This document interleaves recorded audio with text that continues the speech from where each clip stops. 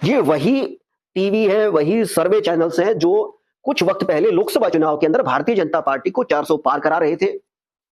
अकेली भारतीय जनता पार्टी को, एनडीए को 400 पार, 415 ऐसे कुछ दिखा रहे थे और अकेली भारतीय जनता पार्टी को पौने 400 के करीब ये दिखा रहे थे। और हरियाणा की बात की जाए तो हरियाणा के अंदर यही सर्वे चैनल्स 9 सीटें भारतीय जनता पार्टी को दिखा रहे थे और केवल एक सीट इंडिया गठबंधन या फिर कांग्रेस पार्टी को दिखाई जा रही थी। इन तमाम चीजों के बीच में सट्टा जो मार्केट है, सट्टा जो बाजार है, वो भी एक्टिव हो गया है और सट्टा बाजार के लेटेस्ट या ताजा आंकड़े भी सामने आ गए हैं।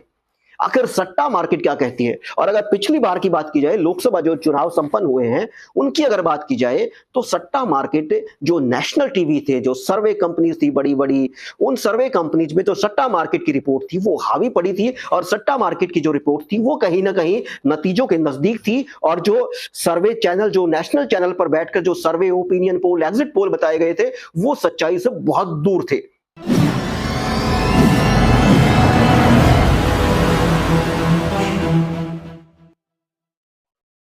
नमस्कार, मैं हूं राहुल आर्य। हरियाणा विधानसभा के चुनाव की घोषणा होते ही नेशनल चैनल, सर्वे कंपनी जो है वो हरियाणा के ओपिनियन पोल को लेकर एक्टिव हो गई है। और हाल ही में हरियाणा के विधानसभा चुनाव को लेकर, हार जीत को लेकर एनबीटी और टाइम्स नाउ की तरफ से एक साझा ओपिनियन पोल आया है। उस ओपिनियन पोल के अंदर जो दिखाया गया है उसकी प्रामाणिकता, उसकी सत्यता, खैर वो तो परिणाम ही तय करेंगे, नतीजे ही तय करेंगे। मगर जिस तरीके से ओपिनियन पोल के अंदर जो सीटें दिखाई गई हैं उन सीटों से ये बिल्कुल नहीं माना जा सकता कि वो जमीन से कनेक्टेड है, जमीन से जुड़ी हुई है, या जो जमीनी सच्चाई है, जमीनी हकीकत है, उससे उन सीटों का वास्ता है।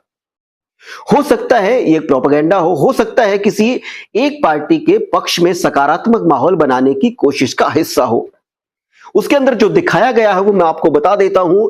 जो एनबीटी टाइम्स नाउ की तरफ से ओपिनियन पोल या ओपिनियन सर्वे जो है, जो दिखाया गया है, उसके अंदर जो सीटें दी गई हैं वो भारतीय जनता पार्टी को 37 से लेकर 42 सीटें दी गई है और कांग्रेस को 33 से लेकर 38 सीटें दी गई हैं और 3 से लेकर 7 सीटें वो जेजेपी को दी गई हैं और 7 से लेकर 12 सीटें वो अन्य के खाते के अंदर दिखाई गई है।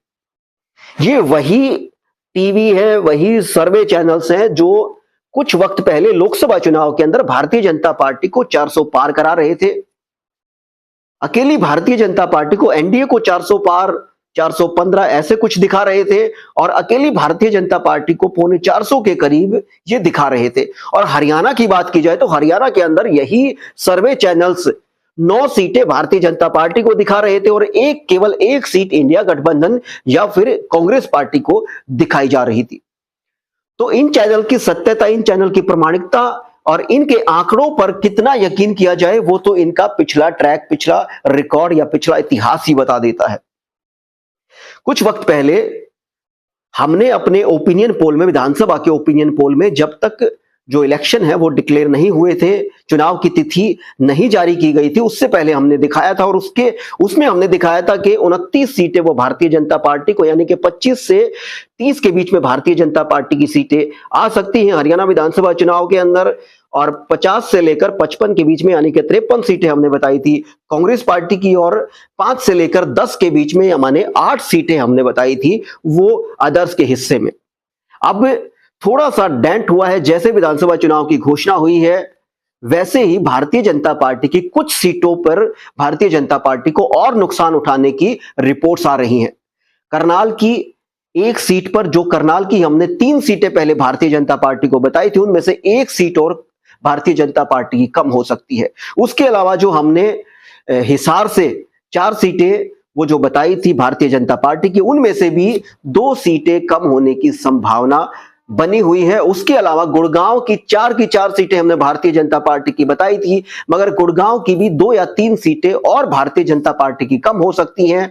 उसके अलावा 1 या 2 सीटें भिवानी की कम हो सकती हैं और 1 सीट हो सकता है फरीदाबाद की भी कम हो जाए। तो भाजपा का जो फिगर बनता है, भाजपा का जो आंकड़ा बनता है, वो कहीं ना कहीं जो 29 था उनमें से 5 या 6 सीटें कम कर दी जाए तो फिर वो आंकड़ा 23 या 24 का आंकड़ा रह जाता है। वही 20 से 25 के बीच में भारतीय जनता पार्टी की सीटें आज के दिन, अगर चुनाव हो तो आज के दिन मानी जा सकती है। और उसके अलावा कांग्रेस की हमने 53 सीटें बताई थी, 50 से 55 के बीच में बताई थी सीटें। और अब जो कांग्रेस का आंकड़ा है वो थोड़ा सा बढ़ गया है, कांग्रेस का आंकड़ा 55 से 60 के बीच में आकर ठहर गया है। वो जो सीटें जो भारतीय जनता पार्टी की कम हुई है वो सीटें कांग्रेस की तरफ जाने की संभावना या उसकी पॉसिबिलिटी जो है वो ज्यादा बन गई है, और कांग्रेस की सीटें जो है वो 57 या 58 के करीब मानी जा सकती हैं, 55 से 58 के बीच में मानी जा सकती हैं। जो अदर्स का खाता है, अदर्स का हिस्सा है, वो यूं का यूं बना हुआ है, वो 8 या 9, 5 या 10 के बीच में उनकी सीटें आ सकती हैं। अब इन तमाम चीजों के बीच में सट्टा जो मार्केट है, सट्टा जो बाजार है, वो भी एक्टिव हो गया है, और सट्टा बाजार के लेटेस्ट या ताजा आंकड़े भी सामने आ गए हैं। आखिर सट्टा मार्केट क्या कहती है? और अगर पिछली बार की बात की जाए, लोकसभा जो चुनाव संपन्न हुए हैं उनकी अगर बात की जाए, तो सट्टा मार्केट जो नेशनल टीवी थे, जो सर्वे कंपनीज थी बड़ी बड़ी, उन सर्वे कंपनीज में जो सट्टा मार्केट की रिपोर्ट थी वो हावी पड़ी थी, और सट्टा मार्केट की जो रिपोर्ट थी वो कहीं ना कहीं नतीजों के नजदीक थी। और जो सर्वे चैनल, जो नेशनल चैनल पर बैठकर जो सर्वे, ओपिनियन पोल, एग्जिट पोल बताए गए थे, वो सच्चाई से बहुत दूर थे।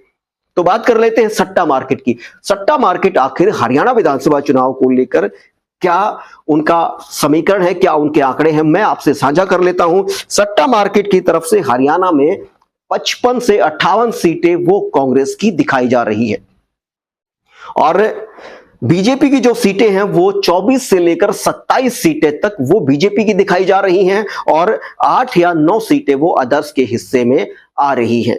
ये सट्टा मार्केट की रिपोर्ट है, सट्टा मार्केट के आकलन, समीकरण या उनके ओपिनियन पोल या सर्वे हैं। अब सट्टा मार्केट भाव कितना दे रहा है?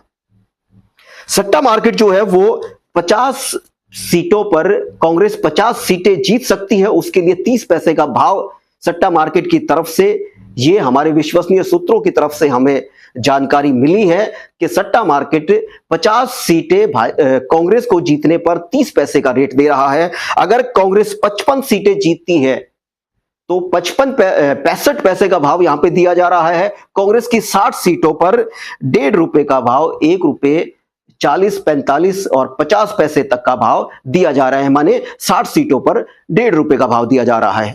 अब जो लगता है कि सीटें कितनी जीत सकती है, वो जितना रेट कम होता है, मैंने आप लोगों को बताया था, जितना रेट कम होता है उतने ही संभावनाएं ज्यादा होती है उतनी सीटें जीतने की। अब 50 सीटों पर रेट दिया जा रहा है 30 पैसे का, तो 50 सीटें तो मिनिमम कांग्रेस जीत रही है, 50 से नीचे रेट नहीं दिया जा रहा, और 55 सीटों पर 65 पैसे का रेट दिया जा रहा है, तो कांग्रेस 55 तक भी पहुंच सकती है। और जो 60 सीटें हैं उनमें 1.5 रुपए का रेट दिया जा रहा है, तो अभी सट्टा मार्केट के हिसाब से कांग्रेस 60 सीटें नहीं जीत रही, बल्कि 50 और 55 के बीच में कांग्रेस के सीटें जीतने की संभावना है।